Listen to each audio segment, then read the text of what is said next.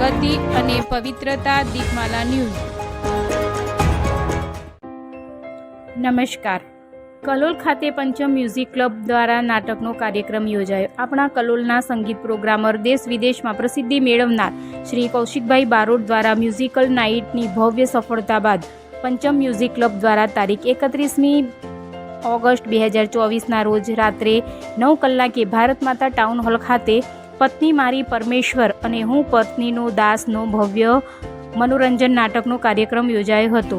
Kalol પંચમ music club ફેમિલીના મનોરંજન કરવા હેતુથી ક્લબના કૌશિકભાઈ બારોટ દ્વારા આયોજન કરવામાં આવ્યું છે।